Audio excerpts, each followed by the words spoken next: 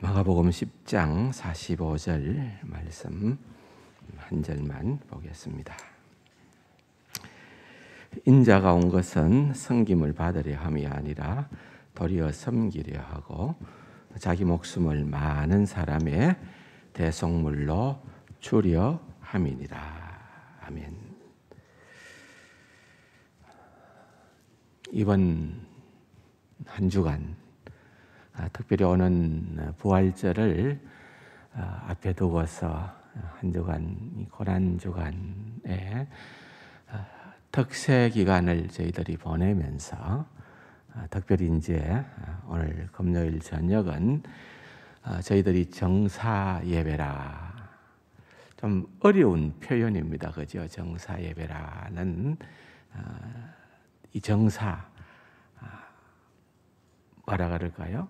못 박혀 죽으심, 이를 한자말로 정사라 그렇게 표현을 한 것이죠.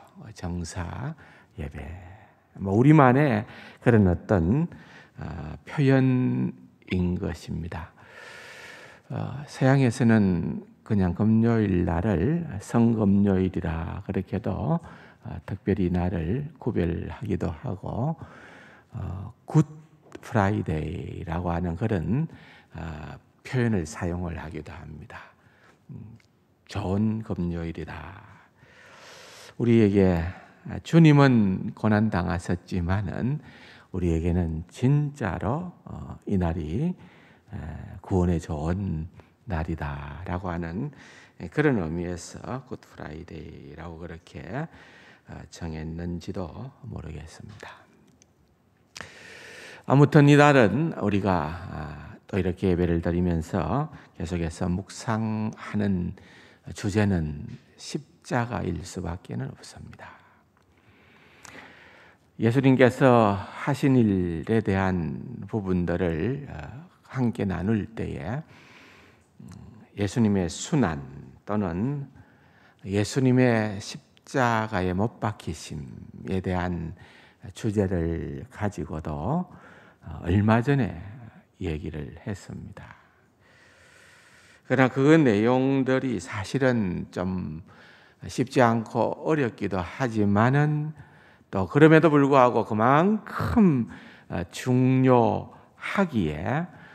강조를 했었고 강조를 했었습니다만은 우리 성도님들이 또 이 세월의 흐름이라는 것 때문에 얼마든지 또 잊어버렸을 수도 있고, 또 유난히 기억력이 좋으신 분들은 또 기억하시는 분들도 있을 거고, 기억하는 것은 좋은 일이죠. 제가 다시 반복을 하기 위해서 같은 원고는 아니지만은 거의 같은 내용으로 한번 정리를 다시 하는 것이 필요하겠다 생각을 해서 오늘 다시 한번 반복된 말씀으로 나누겠습니다. 기억이 다시금 솟아난다고 그렇게 생각하시는 분들은 그것으로 인하여서 또 다시 한번 더 반복적 중요성을 가지고 기쁨을 누리시고, 또 나는 날마다 새롭다, 다 잊어버리기 때문에 언제 들어도 새롭다 하시는 분들은 또 새로운 말씀을 듣는 듯한 복음의 비밀을 깨달아서 좋습니다 하는 그런 마음으로 다시 한번 우리가 정리를 할 수 있으면 좋겠다 그렇게 생각을 합니다.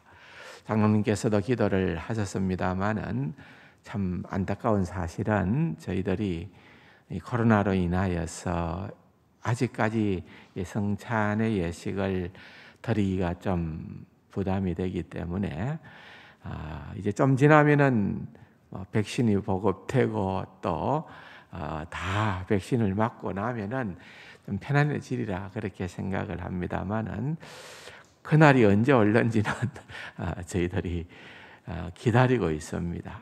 아무튼 그때까지도 건강하시고, 또 우리가 그런 가운데에서도 그렇다고 해서 십자가의 의미 또는 우리 주님의 대속의 죽음의 가치와 의미가 희석되는 일은 아니기에 다시 한 번 더 그것을 확인하고 살펴보고 은혜 베받는 그런 시간이 되면 좋겠습니다.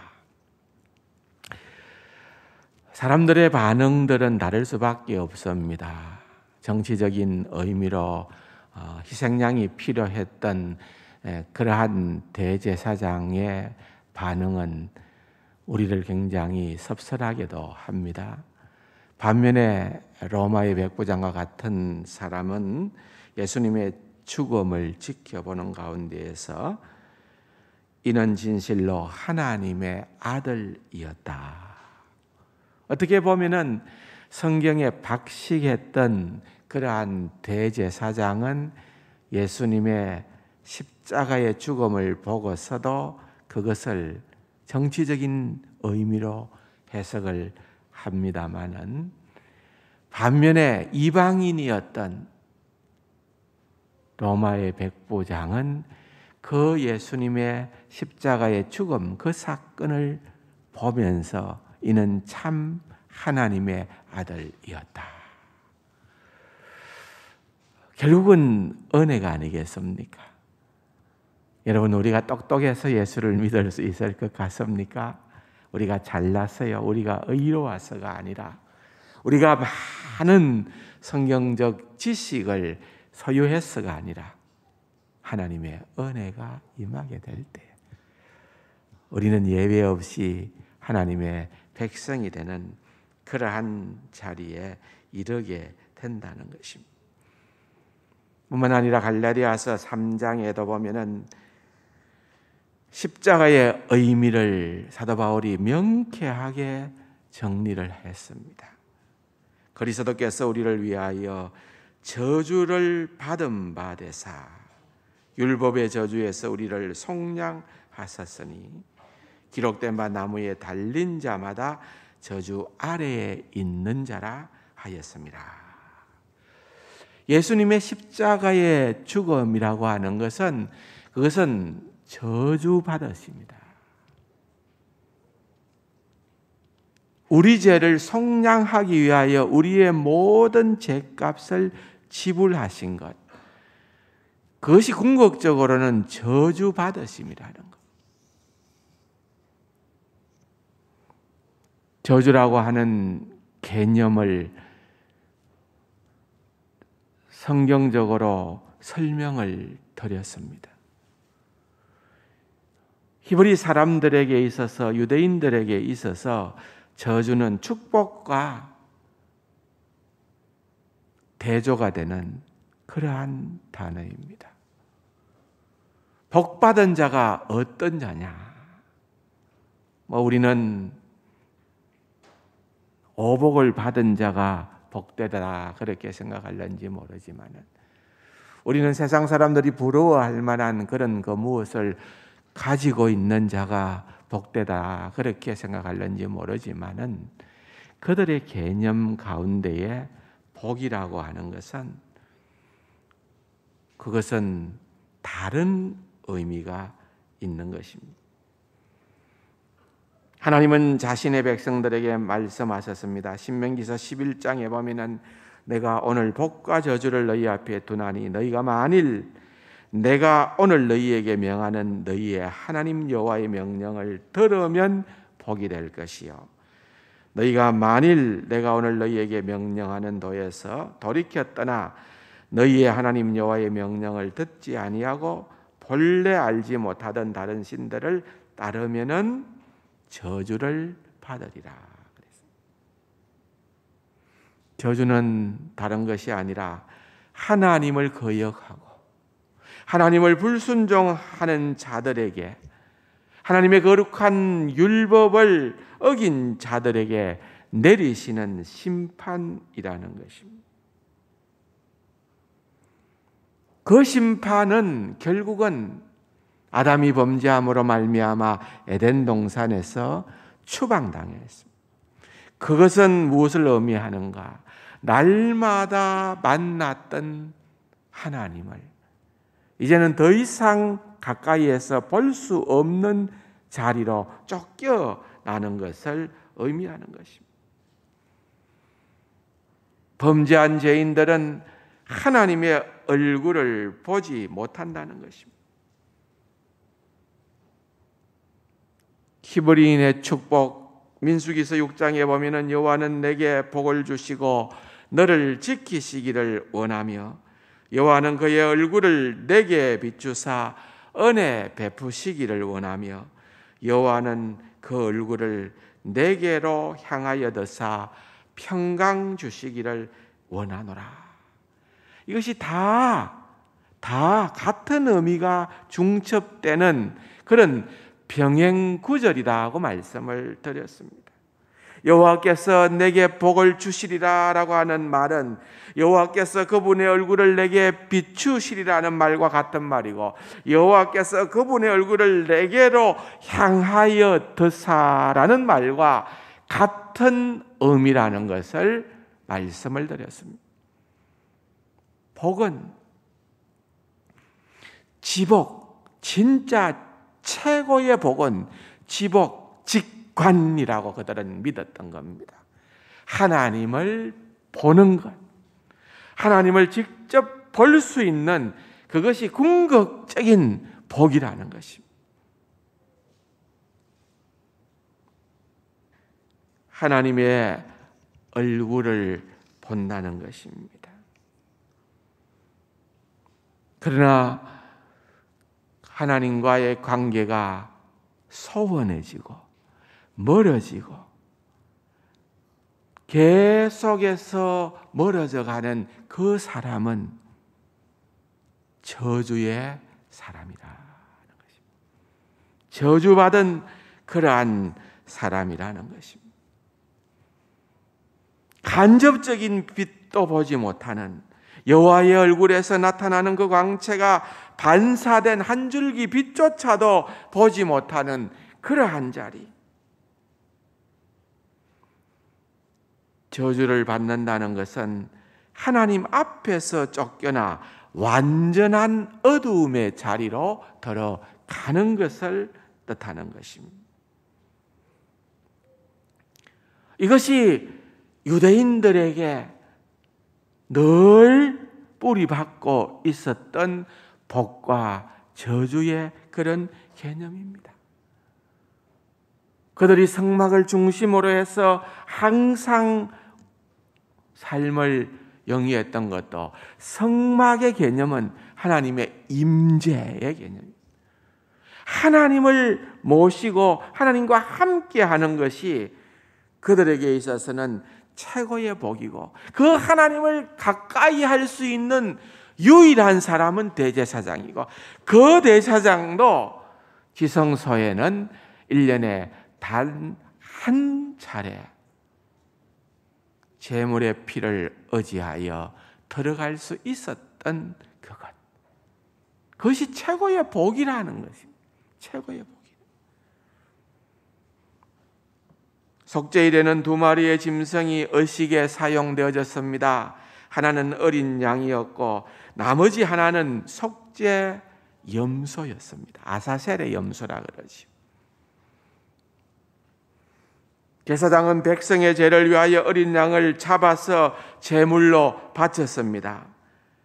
그러나 또한 제사장은 백성의 죄를 증가한다는 상징으로 속죄 염소의 머리에 손을 얹고, 그런 후에 염소를 진 바깥으로, 그들이 사는 그곳에서부터 광야로, 황폐한 곳으로, 하나님의 먼 바깥 어두운 곳으로 몰아내었던 것입니다. 결국은 광야 끝으로 가서 속죄 염소는 처참하게 죽게 되어지고 하나님의 임재에서도 끝이 나고 끊어지게 되는 것입니다. 이 말씀은 곧 신약 성경으로 와서 요한복음으로 연결이 됩니다. 태초에 말씀이 계시니라, 이 말씀이 하나님과 함께 계셨으니 이 말씀은 곧 하나님이시니라 그랬습니다. 여기에 함께라고 하는 이 단어, 이 함께라고 하는 단어는 바로 하나님과의 관계를 묘사하는 단어인 것입니다.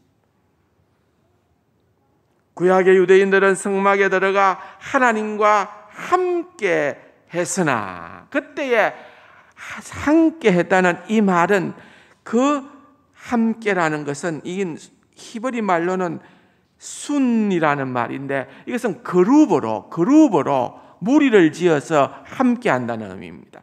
그들은 그렇게 함께 했으나 그 누구도 하나님과 더불어 얼굴을 마주할 수는 없었습니다. 그래서 더불어 마주한다라고 하는 그런 의미의 함께라는 단어는 프로스라는 단어입니다. 그들은 그룹으로 하나님 곁에 있을 수 있었으나, 그러나 더불어 하나님의 얼굴을 보지는 못하게 되어진 것입니다. 십자가가 바로 우리에게 그것을 보여주는 그와 같은 사건입니다. 예수님은 이방인들 손에서 진 바깥에서 죽임을 당했다라는 그 의미는 아사셀의 염소, 진 밖으로 쫓겨나게 된 이스라엘 백성의 그 모든 죄가 전가되어 아사셀의 염소가 죽임을 당한 것처럼 우리 주님도 그와 같은 죽임을 당하셨음을 보여주는 그런 의미입니다. 진 밖에서입니다. 뿐만 아니라 우리가 기억해야 될 제일 중요한 단어는 히페르라는 단어라고 했습니다. 히페르라는 단어는 대신에라는 말입니다. 우리 대신에 그분께서 우리의 죄를 통하여 받게 될 형벌을 대신해서 그분이 십자가에서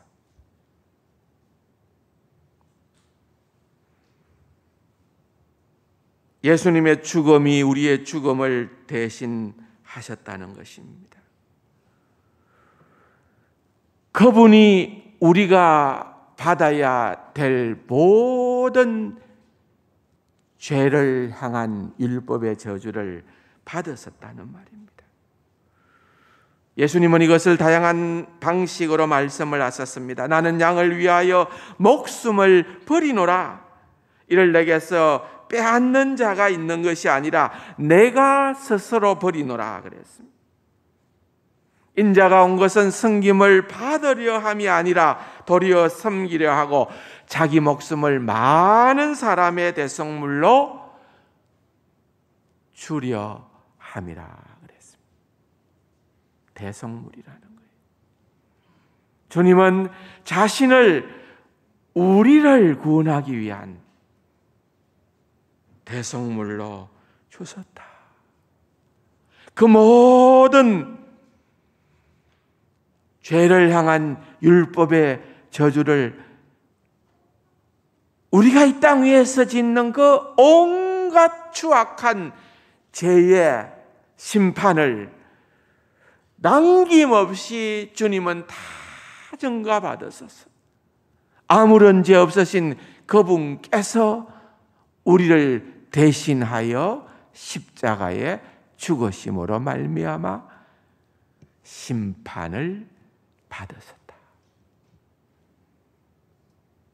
궁극적으로 하나님께로부터 끊겨지는, 언제나 하나님과 함께하며 하나님의 얼굴을 맞대어 보았던 그 주님께서 인간의 몸을 입고 이 땅에 내려오심으로 말미암아 십자가에서는 철두철미 축복의 자리에서 저주의 자리로 옮겨 오셔서 나의 하나님 어찌하여 나를 버리셨나이까 십자가상에서 절교하지 않으면 아니 될 만큼 고통스러운 그러한 모든 저주를 다 받으신 분이 우리 주님이시다. 사랑하는 성도 여러분, 이것이 바로 십자가의 신비인 것입니다.